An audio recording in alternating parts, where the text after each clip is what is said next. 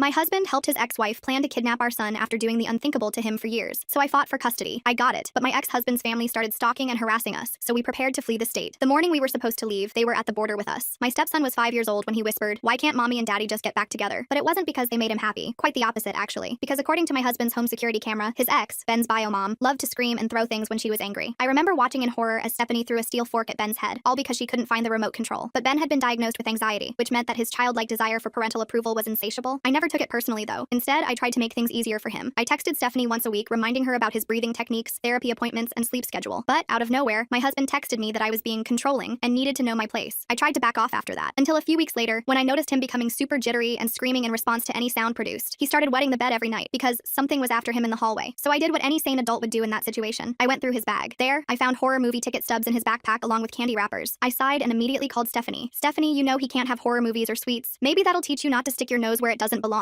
she interrupted. My heart dropped. She was using her son as ammunition. Before I could say anything else, she hung up. And the following week, Stephanie introduced a random man to her son, and that man was her new boyfriend. I wish I had known while dropping Ben at his mom's house that it was the last time I'd ever see him again, because the boy that returned wasn't my stepson, for the most part anyway. The once laughing, smiley Ben was flinching at every single movement. I even noticed a slight limp in his right leg. I told my husband about it, and he said he'd bathe him and figure out what was going on, but I couldn't help myself. So while they were in there together, I peeped through the lock hole. Bile rose in my throat. All along, Ben's arms were green and yellow bruises. He could barely even sit in the bathtub properly, as if his buttocks hurt a lot too. Something in me snapped. I burst the door open. "You can't leave him alone with Stephanie again." Ben threw one of his bath toys at me. "You effing bitch. It's your fault he touched me. Mommy says you're a bitch who makes everyone mad." I turned to my husband, hoping he'd back me up, but he turned on me. "Get out. You're scaring him." He wrapped Ben in a towel while Ben kept screaming at me. "That bitch makes him hurt me. Mommy says if I tell anyone she'll make it worse." I stood frozen in the doorway. Did you hear what he just said? Someone touched him. Someone hurt him. But my husband just responded with, "He's confused because you burst in here like a maniac." This is exactly what Stephanie warned me about. You're trying to turn him against her. That night I couldn't sleep. Ben's words echoed in my head. I could hear him crying through the walls, but when I tried to check on him, my husband blocked the door. "You've done enough damage. Sleep on the couch." The next morning, Ben wouldn't look at me. He ate breakfast in silence while my husband got him ready for school. After they left, I called in sick to work. I couldn't stop thinking about those bruises and what Ben had screamed. So I made a decision that would change everything. I grabbed my laptop and started documenting everything. Screenshots of text messages, photos of Ben's bruises I'd managed to snap when he wasn't looking, recordings of conversations I'd secretly captured on my phone. My hands shook as I created folder after folder of evidence. Marcus started showing up during the custody exchanges. He'd lean against Stephanie's car, arms crossed, staring me down while Ben climbed out of our vehicle. The first time, he just watched. The second time, he walked over while my husband was buckling Ben into Stephanie's car. "Nice family you got here," Marcus said, his voice low enough that only I could hear. Be a shame if someone started spreading lies about good people. My stomach churned, but I kept my face neutral. Just want what's best for Ben. "Yeah?" He stepped closer. "Then you'll keep that pretty mouth shut about things that ain't your business." After they drove away, I told my husband what Marcus had said. He rolled his eyes. "You're being paranoid." He was probably just making conversation. The following Monday, Ben's teacher called. Mrs. Peterson's voice was careful, measured. I wanted to touch base about Ben. He's been having some behavioral changes, and I noticed some bruising on his arms during PE. My heart raced. "What did you do?" "I filed a report with CPS as required." But she paused. "His mother came in with documentation from their pediatrician saying he'd been roughhousing with neighborhood kids. CPS closed the case." "But that's not true. He doesn't even play with neighborhood kids." "I understand your concern, but without concrete evidence." I hung up feeling defeated. That evening, I showed my husband the folder I'd been compiling. Photos, recordings, documentation of every incident. He flipped through it, his face growing darker with each page. "What is this?" His voice was dangerously quiet. "Evidence. Ben needs help, and you're not listening to me." He stood up abruptly, grabbing the folder. "This is insane. You're obsessed with Stephanie. You've been recording conversations, taking pictures of Ben without permission? To protect him? No, to feed your delusions." He walked to the fireplace, and before I could stop him, threw the entire folder into the flames. "You need help. Professional help." I watched months of documentation turn to ash, tears streaming down my face. Things got worse. Ben started having accidents at school. The nurse called me as his emergency contact one afternoon. "Ben's had another accident." When I was helping him change, he said something concerning. "What did he say?" "He told me my tummy hurts when I sit because mommy's friend plays bad games." I drove to the school immediately, but by the time I arrived, Stephanie was already there. She'd somehow gotten wind of the situation and was in the principal's office, Ben on her lap. "This woman is poisoning my son against me," Stephanie screamed when she saw me. "She's filling his head with sick ideas." The principal looked uncomfortable. "Perhaps we should all calm down." "Calm down? This psycho is trying to destroy my family." Stephanie stood up, Ben clinging to her. "Stay away from my son." That night, my husband sided with her completely. The school called Stephanie first. "You shouldn't have even gone there." The nurse called me. "Ben said someone was hurting him." Ben says a lot of things. Kids make stuff up. I couldn't believe what I was hearing. "You saw the bruises yourself." "I saw a normal kid with normal playground injuries. You're the one turning it into something sinister." The next morning, while my husband was at work and Ben was at school, I did something desperate. I snuck into Ben's room and installed a recording app on his tablet. It would activate with voice commands and upload to cloud storage. If something happened during his next visit with Stephanie, I'd have proof. Friday came too quickly. As I helped Ben pack his bag, I made sure his tablet was charged and tucked safely inside. He seemed more anxious than usual, clinging to his stuffed dinosaur. "You'll be back Sunday night," I reminded him gently. He nodded but didn't speak. When Stephanie arrived, Marcus was with her again. They waited by the car while my husband walked Ben out. I watched from the window as Ben climbed into the back seat, his small face pale. Saturday passed in anxious silence. My husband barely spoke to me, spending most of his time in his office. I kept checking my phone, waiting for any cloud uploads from Ben's tablet. Then, Saturday night, the recording started coming through. The first one was just background noise, TV sounds, and distant voices, but the second one made my blood run cold. Marcus's voice clear and menacing. "You know what happens to tattletales, right, kid?" Ben's small small voice. I didn't tell anyone anything. Better not. Bad things happen to kids who can't keep their mouths shut and to people they care about. There was a sound like something hitting flesh, then Ben crying. Stephanie's laughter came through next. Oh, stop being such a baby. Marcus is just teaching you how to be tough. I was listening to the third recording when my husband walked into the kitchen. His face went white, then red with rage. What are you doing? Listen to this, I said, holding out my phone. Just listen. He grabbed the phone and threw it against the wall. It shattered into pieces. You bugged our son? You've completely lost it. He was screaming now. Pack your things. Get out. Get out of my house right now. But Ben, get out. I packed what I could carry and drove to my sister Catherine's house. She took one look at my face and pulled me inside. What happened? I told her everything. She listened without judgment, then said quietly, we need to get Ben help. How? I have no evidence now. My husband destroyed it all. We'll figure something out. Sunday evening came and went with no word from my husband. Monday morning, my phone rang. It was an unknown number. Hello? Please come get me. Ben's voice was barely a whisper. Mommy and Marcus are fighting and I'm scared. Ben, where are you? Outside. They locked me out and it's cold. I grabbed my keys. I'm coming. Stay on the phone. Catherine insisted on coming with me. We drove to Stephanie's house to find Ben huddled on the front porch in just his pajamas, shivering in the cold night air. His tablet was clutched in his hands. Ben, I wrapped him in my jacket. How long have you been out here? I don't know. They were yelling and throwing things and Marcus pushed me outside. The front door flew open. Stephanie stood there, hair wild, eyes blazing. What are you doing here? Ben called me. He was locked outside. He's lying. He snuck out because he wanted attention. Get off my property before I call the cops. You locked a 5-year-old outside in the cold. Prove it. She grabbed Ben's arm roughly. Get inside. Now. Ben cried out in pain. Catherine, who was a nurse, stepped forward. That's enough. Ben, where does it hurt? Everywhere. He whimpered. I'm calling the police, I said, reaching for my phone. Stephanie laughed. Go ahead. I'll tell them you're stalking me, showing up at my house, trying to kidnap my son. I'll get a restraining order so fast your head will spin. We had no choice but to leave, but Catherine had seen enough. Back at her house, she gently examined Ben's new injuries while I called my husband. Ben was locked outside. He's hurt. Catherine's documenting new bruises and stop. His voice was ice cold. My lawyer will be in touch. Don't contact me again. The divorce papers arrived 2 days later, along with a temporary restraining order. I wasn't allowed within 500 feet of my husband or Ben. Stephanie had somehow convinced him I was dangerous. The supervised exchange was scheduled at the police station. I wasn't allowed to go, but Catherine went in my place. She came back with tears in her eyes. Ben slipped me this. She handed me a crumpled piece of paper in shaky 5-year-old handwriting. Marcus told Mommy he'd hurt you if I talked. I sobbed. That little boy was trying to protect me. 2 weeks later, an envelope appeared under my door at Catherine's house. No return address. Inside was a USB drive and a note. Thought you should see this. A concerned neighbor. The USB contained security footage from a house across the street from Stephanie's. Clear as day, it showed Marcus dragging Ben inside by his arm while Ben screamed. Another clip showed Ben being pushed outside and the door slamming shut. I immediately took it to my lawyer. She watched the footage with growing anger. This changes everything, she said. But there's something else you should know. I did some digging. Your husband has been having an affair. My stomach dropped. What? With Stephanie. Apparently they've been trying to reconcile. He wants his family back together. Everything clicked into place. His defensiveness, his refusal to see the truth, his anger at me. He'd been playing me the entire time. The custody hearing was scheduled for the following month. Ben's teacher, Mrs. Peterson, agreed to testify about the behavioral changes she'd witnessed. But the real breakthrough came when Ben's therapist, Dr. Chen, made the difficult decision to break confidentiality. I believe Ben is in imminent danger, she told the judge in chambers. The things he's disclosed in our sessions, I can't stay silent. Then, 3 days before the final hearing, Marcus was arrested. Not for hurting Ben, but on substance charges. And facing serious time, he made a deal. Yeah, I rough the kid up sometimes, he told investigators. But Stephanie told me to. Said it would make him too scared to talk about what she did to him. The day of the hearing, Ben was brought in to speak with the judge privately, a child advocate by his side. He was in there for an hour. When he came out, he ran straight to me, despite the restraining order still being in place. I told her everything, he whispered. All the bad stuff. The judge's ruling was swift. Stephanie lost custody immediately, granted only supervised visits. My husband's parental rights were suspended pending investigation into his failure to protect Ben, and I was granted temporary guardianship. This child has been failed by almost every adult in his life, the judge said, looking directly at my husband and Stephanie, except for one who fought for him even when it cost her everything. As we left the courthouse, Stephanie was served with criminal charges. She screamed threats and obscenities until court security dragged her away. That night, Ben slept in his own bed at Catherine's house, safe for the first time in months. But Stephanie wasn't done. 2 weeks into the new custody arrangement, she violated the supervision rules during a visit, trying to convince Ben to run away with her. When that failed, she simply disappeared. The police found her apartment cleaned out, her car abandoned at a bus station. She was fleeing the charges, leaving Ben behind. Is Mommy coming back? Ben asked one night. I don't know, sweetheart. Good, he said quietly. I don't want her to come back. Months passed. Ben started trauma therapy with a new specialist. Slowly, the scared, angry little boy began to heal. He stopped flinching at sudden movements. He slept through the night without nightmares. He even started playing with kids at school again. The divorce was finalized. My ex-husband lost his house in the settlement and most of his assets went to Ben's therapy fund. He tried to regain some custody rights, but Ben's guardian ad litem shut that down quickly. The child is thriving in his current placement, she reported. Any disruption would be detrimental to his recovery. Spring arrived, and with it, Mother's Day. Ben's school was having a celebration, and parents were invited. I wasn't sure if I should go. You have to come, Ben insisted. I made you something, so I went. I sat in the back, watching as kids presented handmade cards and gifts to their mothers. When it was Ben's turn, he walked to the front of the room holding a painted flower pot with a tiny plant inside. This is for my mom, he said clearly. Then he walked straight to me. Thank you for saving me, Mom. It was the first time he'd called me Mom, the first time he'd chosen me. I hugged him tight, both of us crying. I love you, Ben. I love you too, Mom. Later, as we walked to the car, Ben held my hand tightly. Mom, can we go get ice cream? Of course we can. As we drove away from the school, Ben chattering about his friends and the game they'd played at recess, I realized something. This wasn't the ending I'd imagined when I married his father, but watching this brave little boy reclaim his childhood, hearing him laugh without fear, being chosen as his mom, this was better than anything I could have planned. Ben was finally safe. He was finally free to just be a kid, and that was worth everything I'd gone through to get here. Mom, Ben said as we pulled into the ice cream shop, I'm really glad you didn't give up on me. Never, sweetheart. Not ever. And I meant it. Some fights are worth having, no matter the cost. Ben taught me that. My brave, resilient, incredible son. The ice cream shop was crowded that afternoon, filled with families enjoying the warm spring weather weather. Ben chose chocolate chip cookie dough, his favorite, and we found a small table by the window. He was telling me about his new friend at school when my phone buzzed with a text from an unknown number. Enjoy it while it lasts. My blood ran cold. I glanced around the shop but saw only happy families. Ben noticed my tension immediately, his spoon pausing halfway to his mouth. What's wrong, Mom? I forced a smile. Nothing, sweetheart. Tell me more about your friend. But the texts kept coming over the next few days. Pictures of Ben at school, photos of Catherine's house, messages warning me that I couldn't protect him forever. I changed my phone number, but somehow the messages found me again. Catherine noticed my increasing anxiety. One evening after Ben was asleep, she cornered me in the kitchen. What's going on? You've been jumpy all week. I showed her the messages. Her face went pale. We need to tell the police. With what proof? The numbers are always different. They'll say I'm paranoid, just like my ex-husband did. The following week, things escalated. Ben came home from school with a note in his backpack. Not from his teacher, but written in Stephanie's handwriting. He's still my son. I immediately called Ben's school. The secretary assured me that Stephanie wasn't on the pickup list and couldn't enter the building, but someone had gotten close enough to put that note in his bag. I started walking Ben into school myself, staying until he was safely in his classroom. The other parents gave me strange looks, but I didn't care. Ben's safety was all that mattered. Then Marcus's cousin showed up. I first saw him outside the grocery store, leaning against a hit-up truck. He looked enough like Marcus to make my stomach drop. When our eyes met, he smiled and tipped an imaginary hat. Friend of yours? Catherine asked, noticing my reaction. Marcus's family, I whispered, hurrying Ben toward the car. He started showing up everywhere. Outside the library during Ben's reading program, at the park where Ben played soccer. Always watching, always smiling that same unsettling smile. I tried documenting everything, taking photos when I could, but he was careful, never doing anything overtly threatening, just being there, watching, waiting. Ben started having nightmares again. He'd wake up screaming about the bad man coming to take him away. His therapist, Dr. Chen, noticed his regression immediately. Has something changed in his environment? She asked during our session. I explained about the texts, the note, Marcus's cousin. She took careful notes, her expression growing more concerned. I think you should consider filing a police report. This sounds like harassment. But when I went to the police station, the officer behind the desk looked skeptical. So this man, he's just standing in public places, not approaching you or making threats. He's stalking us. Ma'am, being in the same public spaces isn't stalking, unless he makes a direct threat or violates the restraining order. I left feeling more helpless than ever. The breakthrough came from an unexpected source. Mrs. Peterson called me one afternoon, her voice urgent. I need to speak with you. Not over the phone. Can you come to the school? I found her in her empty classroom, papers spread across her desk. I've been keeping my own documentation, she said without preamble. About Ben, about what I've observed. She showed me dated notes, behavioral charts, drawings Ben had made, dark drawings full of scary figures and sad little boys. I've been a teacher for 20 years, she said. I know when a child is in trouble, and I think Ben's still in danger. His mother disappeared. She's gone. Mrs. Peterson shook her head. I saw her last week in a car outside the school. My heart stopped. What? It was during recess. A blue sedan parked across the street. I'm certain it was her. She was watching the playground. Did you tell anyone? I reported it to the principal, but without a license plate. She pushed a piece of paper toward me. I wrote down everything I saw. The date, time, what she was wearing. I've been watching for her ever since. I took the paper with shaking hands. Thank you. There's more. She pulled out another folder. Other teachers have noticed things too. Strange adults asking questions about Ben. Someone called pretending to be from the district, trying to get his schedule. The pattern was clear. Stephanie might have disappeared, but she hadn't given up. That night, I installed new locks on Catherine's doors and a security system with cameras. Ben watched me testing the window alarms, his small face serious. Is the bad man coming? He asked. I knelt beside him. No one's going to hurt you, I promise. But promises felt hollow when I couldn't control what happened outside our walls. The next incident happened at the grocery store. Ben and I were shopping for dinner when I noticed a woman following us through the aisles. She wore a baseball cap pulled low, but something about her movements seemed familiar. I abandoned our cart and headed for the exit, Ben's hand tight in mine. The woman followed. In the parking lot, I finally got a clear look at her face in the reflection of a car window. It was Stephanie's sister, Paula. I'd only met her once at a birthday party years ago, but I recognized her immediately. She was staying back, pretending to check her phone, but clearly tracking our movements. I buckled Ben into his car seat quickly, my hands shaking. As I pulled out of the parking lot, I saw Paula getting into a blue sedan, the same type of car Mrs. Peterson had described. That evening, I called my lawyer. Stephanie's family is stalking us. Her sister was at the store today. Did she approach you? Make any threats? No, but then legally there's nothing we can do. Following someone in a public place isn't a crime unless there's a threat or violation of a restraining order. So we just wait until something happens? Document everything. If we can establish a pattern of harassment, we might be able to get a broader protective order. But I was tired of documenting, tired of waiting for the legal system to protect us. That night, after Ben was asleep, I made a decision. I started researching Stephanie's family, social media profiles, public records, anything I could find. Paula lived 2 towns over. She had 2 kids of her own and worked at a dental office. Her Facebook was full of posts about family loyalty and blood being thicker than water. There were photos of Stephanie from before she disappeared, comments about injustice and fighting for what's right. Paula's friends had rallied around her, believing whatever story Stephanie had spun about losing her son. I also found something interesting. Marcus's cousin, the one who'd been following us, was named Derek. He had a long criminal record: assault, theft, substance possession. He was on probation, which meant he wasn't supposed to be harassing anyone. Armed with this information, I went back to the police. This time, I asked for a specific officer, Detective Rodriguez, who'd worked on Ben's case. Derek Matthews is violating his probation by stalking us, I said, showing her the photos I'd taken. And Paula Williams has been following us too. They're working together. Detective Rodriguez studied the evidence. This is good. With Derek's probation status, we can actually do something. Let me make some calls. Within days, Derek was arrested for probation violation, but that only seemed to make things worse. The calls started again, this time to Catherine's house phone. Heavy breathing, hang-ups, sometimes a woman's voice whispering, "You can't keep him forever." Catherine changed her number, but somehow they got the new one too. Ben's anxiety skyrocketed. He started refusing to go to school, clinging to me every morning. Dr. Chen increased his therapy sessions, but the progress we'd made was unraveling. "I'm scared," he told me one night, curled up in my bed after another nightmare. "What if mommy comes back? She can't hurt you anymore," I promised. "I won't let her. But what if she takes me when you're not looking?" I didn't have a good answer for that. The situation reached a breaking point 3 weeks later. I was picking Ben up from school when Mrs. Peterson met me at the door, her face grave. "There was an incident today," she said quietly. "A woman tried to pick up Ben at lunch. She claimed to be his aunt." My knees went weak. Paula Paula? She had an ID and everything, said there was a family emergency, but we followed protocol and checked the approved pickup list. When we refused to release him, she became agitated. Where's Ben now? In the office with the principal. He's safe but shaken. The woman left before security could detain her. I found Ben huddled in a chair, his teacher's aide sitting beside him. When he saw me, he launched himself into my arms. She said Mommy sent her, he sobbed. She said Mommy missed me and wanted me back. I held him tight, fury building in my chest. This had to stop. That night I made another decision. If the law couldn't protect us, I'd have to get creative. I reached out to a private investigator Catherine knew from her hospital work. I need to find Stephanie, I told him, before she finds us. The investigator, a former cop named Tom, listened to our story with growing concern. She's escalating. Using family members means she's getting desperate. Can you help? I'll see what I can find. But you need to be prepared. If she's as unstable as you say, this could get dangerous. Tom started digging while we increased our security measures. Ben began staying with different trusted friends after school, never following the same pattern. I varied our routes, changed our routines, made us unpredictable. But living in fear was taking its toll. Ben wet the bed most nights. He barely ate. The happy little boy who'd called me mom on Mother's Day was disappearing again. 2 weeks into Tom's investigation, he called with news. I found her. She's been staying with a cousin in the next state. But here's the interesting part. She's been in contact with your ex-husband. My blood ran cold. What? Phone records show multiple calls between them. Recent ones. Whatever game she's playing, he might be involved. I thought about my ex-husband. How quickly he'd turned on me. How eager he'd been to believe Stephanie's lies. Had he been helping her all along? There's more, Tom continued. She's been posting in online forums for alienated parents, spinning a story about how you stole her son. She's gathered quite a following. Some of these people, they're extremists. They believe children should be with biological parents no matter what. What do we do? Document everything. I'm building a case file, but you might want to consider relocating, at least temporarily. The thought of uprooting Ben again broke my heart. He just started to feel safe, to make friends. But what choice did we have? That decision was made for us the following Friday. I just dropped Ben at school when my phone rang. It was the principal. You need to come back. Now. I broke every speed limit getting there. Police cars filled the parking lot. Parents clustered on the sidewalk, whispering among themselves. The principal met me at the door. There was an attempted breach. 2 women tried to enter through the playground gate during morning recess. They were confronted by our security guard. Was one of them? We believe so. They fled when the guard called for backup, but we're reviewing security footage now. Inside the office, Ben sat with Detective Rodriguez. He was pale but calm, playing with a stress ball the counselor had given him. Hey buddy, I said, kneeling beside him. You okay? He nodded. I stayed with my class like you taught me. I didn't go near the fence. That's my brave boy. Detective Rodriguez pulled me aside. We got clear footage. It was Stephanie and Paula. We've issued warrants for both of them. So what happens now? Now we find them. In the meantime, I'm assigning a patrol car to do regular checks at your residence and the school, but I knew that wasn't enough. That afternoon, I made the call I'd been dreading. My cousin lived 3 states away, in a small town where no one knew our story. She'd offered to let us stay with her before. Of course, she said immediately when I explained. Come as soon as you can. I started packing that night, trying to make it seem like an adventure to Ben. We're going to visit cousin Sarah for a while. You'll love it there. She has a big dog and a swimming pool. But Ben saw through my false cheer. Are we running away from mommy? I sat on his bed, choosing my words carefully. We're keeping ourselves safe, just for a little while. Will I have to change schools again? The resignation in his voice broke my heart. Maybe, but wherever we go, we'll be together. That's what matters. We planned to leave Monday morning. All weekend, I packed our essentials, arranged for Catherine to handle the house, contacted Ben's therapist for referrals in our new location. Sunday night, I barely slept. Every noise made me jump. Every car passing by sent my heart racing. But morning came without incident. I was loading the last bag into the car when Catherine grabbed my arm. Wait, look. A police car was parked across the street. Not the usual patrol, but an unmarked vehicle. Detective Rodriguez got out and walked toward us. We found them, she said without preamble. Stephanie and Paula. They were arrested an hour ago trying to cross state lines. Relief flooded through me so intensely I had to lean against the car. They're in custody, both of them. And here's the interesting part. They had Ben's passport with them. Fake custody papers. They were planning to take him out of the country. I thought I might be sick. How did they get his passport? We're still investigating, but she hesitated. Your ex-husband's fingerprints were on the documents. The betrayal hit me like a physical blow. He'd been helping them. The man who'd promised to love and protect Ben had been part of the plan to kidnap him. He's been arrested too, Detective Rodriguez continued. Conspiracy to commit kidnapping, among other charges. This is big. They're all looking at serious time. I looked at Ben, playing with Catherine in the yard, blissfully unaware of how close he'd come to being taken. So it's over? The immediate threat is, but there will be trials, testimony. Ben might have to speak in court again. He's been through enough. I know, but his testimony could ensure they can't hurt him or any other child again. I made the decision then. We wouldn't run. We'd stay and fight. See this through to the end. Ben deserved closure, and those who tried to hurt him deserved justice. The next months were a blur of legal proceedings. Stephanie, Paula, and my ex-husband were all charged with conspiracy to commit kidnapping, custodial interference, and stalking. Derek was charged separately for probation violation and harassment. Ben was amazing through it all. With Dr. Chen's help, he prepared to testify again. This time, he knew I'd be right there in the courtroom, that he was safe, that the bad people couldn't hurt him anymore. The trial date was set for fall. As spring turned to summer, life slowly returned to something like normal. Ben started playing with friends again. His nightmares decreased. He even asked if he could try soccer in the fall. But the best moment came one evening in July. We were making dinner together, Ben standing on a stool to reach the counter, when he suddenly said, "Mom, I'm glad they didn't take me away." I hugged him tight, breathing in his little boy's smell of grass and sunshine. Me too, sweetheart. You know what? He pulled back to look at me, his face serious. I think we're gonna be okay now. Looking at this brave, resilient child who'd survived so much, I knew he was right. We were going to be okay. Better than okay. We were going to thrive. The trials would come. There would be hard days ahead, but we'd face them together. This little family we'd built from the ashes of betrayal and pain. I love you, Ben, I said, ruffling his hair. Love you too, Mom, forever and ever. And in that moment, standing in our kitchen making spaghetti, I knew that everything we'd been through had been worth it. Ben was safe. He was loved. He was mine. The rest we'd figure out as we went. The summer heat made everything feel heavier that August morning. Ben and I were at the farmer's market when I spotted a familiar figure near the tomato stand. My ex-husband's mother, who I hadn't seen since the divorce proceedings began. She approached slowly, her face unreadable. Ben pressed closer to my leg, recognizing his grandmother grandmother despite the months of separation. I need to speak with you, she said quietly, privately. I glanced down at Ben, then back at her. Whatever you have to say, you can say it here. She pulled an envelope from her purse. My son asked me to give you this. From prison. My hand stayed at my side. I don't want anything from him. Please. Her voice cracked. Just read it. For Ben's sake. Ben tugged on my shirt. Who's that, Mom? Someone we used to know, I said, taking the envelope but not opening it. His grandmother's face crumpled at my words, but she nodded and walked away without another word. That afternoon, while Ben played in Catherine's backyard, I finally opened the letter. My ex-husband's handwriting filled 3 pages, alternating between apologies and accusations. He claimed Stephanie had manipulated him, that he'd only wanted his family back together. The final paragraph made my blood boil. He was requesting supervised visits with Ben once he was released. I showed the letter to my lawyer that evening. She read it carefully, then looked up with a grim expression. He's trying to establish a paper trail of remorse, she explained. His lawyer probably advised him to write this, but given his conspiracy conviction, any custody petition would face an uphill battle. Can he get visits? Theoretically, yes, but not for years, and only if he completes extensive rehabilitation programs. Ben would also have to agree to see him, given his age and the circumstances. The thought of Ben having to make that choice someday made my stomach turn. 2 days later, Mrs. Peterson called with concerning news. There's a woman who's been asking about Ben. She claims to be writing a book about custody disputes and wanted to interview me about my observations. Did you talk to her? Absolutely not, but she seemed very persistent. She knew details about the case that weren't public. I immediately called Detective Rodriguez, who promised to look into it. Within hours, she called back with troubling information. The woman is a blogger who runs a parents' rights website. She's been in contact with Stephanie's online support group. It seems they're trying to turn your case into some kind of rallying cry. Can they do that? Freedom of speech protects a lot, but if she approaches Ben or violates any privacy laws, we can act. I'd recommend being extra vigilant. That weekend, Ben had his first soccer game. I sat in the bleachers with Catherine, scanning the crowd for unfamiliar faces. Every parent with a camera made me nervous. When Ben scored his first goal, I cheered loudly, but couldn't shake the feeling of being watched. After the game, as Ben celebrated with his teammates, a woman approached with a friendly smile. Your son plays beautifully. Natural athlete. Something about her felt off. Thank you, I said curtly, taking Ben's hand. I'm actually a youth sports photographer, she continued, pulling out a business card. I'd love to feature him in our local athletics magazine. Ben looked excited, but I stepped between them. We're not interested. Her smile faltered. It's a great opportunity for young athletes. I said no. My voice was firm. Other parents were starting to notice the tension. She held up her hands. No need to be rude. Some parents actually want their children to succeed. As she walked away, I memorized her face. That evening, I searched online for youth sports photographers in our area. She didn't exist, but her photo did appear on the parents' rights blog Detective Rodriguez had mentioned. I filed another police report, adding to our growing collection of harassment documentation. Ben asked why I'd been so mean to the photography lady, and I struggled to explain without scaring him. Sometimes people pretend to be something they're not, I said carefully. It's my job to keep you safe. He nodded solemnly. Like how mommy pretended to be nice sometimes? The comparison broke my heart. No 5-year-old should be that perceptive about deception. Dr. Chen addressed it in his next therapy session. I waited in the lobby, flipping through magazines without reading them. When they emerged, Ben seemed lighter somehow. He's processing things remarkably well, Dr. Chen told me privately, but he's worried about starting school. New environments are triggering anxiety about potential threats. First grade was only 2 weeks away. We toured the school, met his teacher, done everything to prepare. But Ben still woke up with nightmares about someone taking him from the playground. I decided to be proactive. I scheduled a meeting with the principal and school security, providing them with photos of Stephanie, Paula, and my ex-husband. The security officer took notes while I explained the situation. We'll add extra monitoring during recess and dismissal, he assured me, and Ben's teacher will be briefed on the situation. The night before school started, Ben couldn't sleep. I found him sitting by his window at midnight, watching the street below. What if they come to my new school? He whispered. I sat beside him, pulling him close. Remember what we practiced? You stay with your teacher, you never go with anyone who isn't on the list, and you tell an adult immediately if you see anyone you recognize. But what if they trick me? No one can trick you into leaving with them. You're too smart for that. He leaned against me, so small and vulnerable. Will you walk me to class tomorrow? Every day if you want. The first day went smoothly. Ben's teacher, Ms. Martinez, was warm and understanding. She discreetly assured me that she'd keep extra watch over him. But by the 3rd day, Ben reported that a substitute teacher had asked strange questions about his family during lunch duty. I marched into the principal's office. Who authorizes substitutes? Are they background checked? The principal pulled up records. We had no substitutes yesterday. All our regular staff were present. My blood ran cold. Someone had been in the school, talking to my son, pretending to be staff. Security footage revealed a woman in professional clothing who'd walked through the cafeteria during lunch. She'd stopped at several tables, including Ben's, before leaving through a side door. Her face was partially obscured, but her build looked familiar. That could be Paula, I told Detective Rodriguez, studying the grainy image, but I can't be certain. Security protocols at the school tightened immediately. Visitors now needed photo ID and verification before entering. Staff wore visible badges, but the damage was done. Ben no longer felt safe at lunch. Tom, the private investigator, called with an update. Stephanie's been spotted in 3 different states over the past month. She's using cash, staying off the grid, but she's running out of money and allies. What does that mean for us? Desperate people make mistakes. She'll surface eventually. When she does, law enforcement will be ready. But waiting for eventually while trying to give Ben a normal life felt impossible. Every day brought new challenges. He refused to join after-school activities, afraid I wouldn't be there to pick him up. He stopped playing at recess, instead sitting by his teacher. One afternoon, Catherine picked Ben up while I handled a work emergency. When I got home, she was pale and shaken. Someone followed us from the school, she said quietly, while Ben played in the next room. Blue sedan. They turned off when I pulled into the police station parking lot. I called Detective Rodriguez immediately. She increased patrols around the school and Catherine's house, but we all knew they couldn't be everywhere. The breaking point came in October. Ben's class was preparing for a Halloween party, and he'd been excited about his astronaut costume for weeks. But the morning of the party, he refused to go to school. They'll come get me when everyone's wearing masks, he sobbed. I won't know who anyone is. No amount of reassurance could convince him. I kept him home, both of us missing the party he'd looked forward to. That evening, I made a decision. We're going to take control back, I told Catherine. No more waiting for them to make moves. I hired a second private investigator to track Paula's movements. Within a week, he he'd found her pattern. She was staying with different friends, moving every few days, but always within a 50-mile radius. She's got a job under the table at a restaurant, he reported. Cash only. She's saving up for something. Armed with this information, Detective Rodriguez set up surveillance. 2 weeks later, Paula was arrested trying to buy a fake ID. Under questioning, she revealed that Stephanie had been hiding at a women's shelter 2 states away, using a false identity. The arrest happened on a Tuesday morning. Stephanie fought hard, injuring 2 officers before being subdued. In her possession were maps of Ben's school, our neighborhood, and Catherine's house. She'd been planning something big. She had rope and sedatives in her car, Detective Rodriguez told me. Whatever she was planning, it was imminent. The relief was overwhelming, but Ben's reaction surprised me. He seemed almost disappointed. Does this mean she won't ever come back? He asked quietly. Dr. Chen explained it during an emergency session. He's been in survival mode for so long. The threat became part of his identity. Now he has to learn how to exist without that constant fear. The adjustment was harder than I'd expected. Ben had nightmares about Stephanie escaping from jail. He convinced himself that her arrest was a trick. Every siren made him panic. I took a week off work to be with him constantly. We watched movies, built blanket forts, and slowly, carefully, talked about the future. She can't hurt you anymore, I repeated. The police have her. The judge won't let her out. But what about when I'm bigger? What if she gets out then? Then you'll be bigger and stronger and you'll know how to protect yourself. But that's many, many years away. Gradually, Ben started to believe it. He began playing at recess again. He made a friend named Miguel who loved soccer as much as he did. He even agreed to try the after-school art program. The trials began in November. I testified first, recounting everything from the beginning. Stephanie's lawyer tried to paint me as a vindictive stepmother, but the evidence was overwhelming. The security footage, the recordings from Ben's tablet, Marcus's confession, it all painted a clear picture. Ben's testimony was done via closed-circuit video from another room. I couldn't watch, but his advocate later told me he was brave and clear. He told the truth about everything. Stephanie was convicted on all counts. 25 years minimum before parole eligibility. Paula got 5 years for conspiracy and attempted kidnapping. My ex-husband received 10 years, with possibility of parole in 7. As we left the courthouse for the final time, Ben held my hand tightly. Is it really over now? The scary part is, I said, kneeling to his level. What comes next is the good part. What's that? Whatever we want it to be. Christmas came with a peace we hadn't felt in years. Ben performed in his school's winter concert, standing proud in the front row. He'd joined the chess club and discovered he was good at strategy. His nightmares became less frequent. On New Year's Eve, as we watched fireworks from Catherine's porch, Ben snuggled between us on the swing. Mom, he said sleepily, I'm glad you fought for me. Always, baby. Always. Catherine squeezed my shoulder. We'd all fought, really, and we'd won. The next morning, Ben woke up excited about soccer practice. He chattered about his team's upcoming tournament while eating breakfast. He'd grown 2 inches since summer and needed new cleats. As I watched him lace up his shoes, tongue stuck out in concentration, I marveled at his resilience. This little boy who'd been through hell was learning to be a kid again. Ready? I asked. He jumped up, grabbing his soccer ball. Race you to the car. He took off running, laughing in the cold January air. No looking over his shoulder, no fear in his movements. Just a 6-year-old boy eager to play soccer with his friends. I followed at a slower pace, car keys jingling in my hand. We had therapy on Tuesday, a birthday party on Saturday, and parent-teacher conferences next week. Normal, boring, beautiful life stuff. Ben waited by the car, bouncing impatiently. Come on, Mom. We're gonna be late. Coming, sweetheart. As I unlocked the car, I caught sight of us in the window's reflection. A mother and son heading to Saturday morning practice. Nothing more, nothing less. Finally.